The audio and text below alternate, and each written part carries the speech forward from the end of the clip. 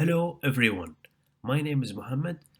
I'm going to present my work on the role of primary care pharmacist in the management of chronic illnesses in young people. Recently, the literature shows an increase in the incidence of chronic illnesses among young people. Pharmacists, as medicine experts and an easy accessible healthcare providers, are in a unique positions to promote young people's health. So, the aim of this study was to explore the role of primary care pharmacists in the management of chronic illnesses in young people aged 18 to 24 years old. And we mean by primary care pharmacists the pharmacists who are working in the GB practice or in community pharmacies. Talking about the study design and method, the study was designed as a qualitative study. 23 primary care pharmacists in the UK were recruited through purposive sampling. Semi structured interviews were conducted with the sample and audio recorded, then transcribed verbatim, and finally analyzed using thematic analysis. The outcome of this research were mainly primary care pharmacists' role in caring of young people with chronic illnesses, pharmacists' perception about young people medication related experiences, and views on pharmaceutical care services provided to young people and suggestion for improvement. After analyzing the data, four key themes were emerged: building new paradigm, roles of pharmacists, current and potential pharmaceutical services and suggestions for improvement, young people medication related experiences, and finally, challenges for prescribing pharmacists.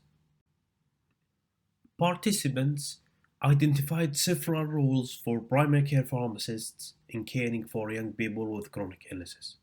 These roles included ensuring the appropriateness of medicine for young people, understanding their conditions, and helping young people to organize their medicines, encouraging young people to visit the pharmacy to collect their medicines, build trusted relationship with young people with chronic illnesses, counseling young people about their medicines and answering their queries, checking on medication adherence and following up with them, providing young people with specialized health services like new medicine services and medication use reviews, maintaining young people medication safety, ensuring the proper use of medicine, ensuring that young people have enough medication supply, confirming that young people know the consequences of poor medication control,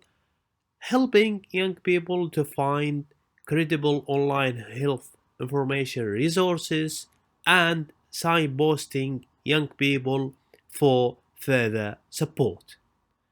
It's also worth mentioning that participants mentioned that getting training on using digital technology should be taken into consideration by primary care pharmacists when they provide healthcare services to young people with chronic illnesses.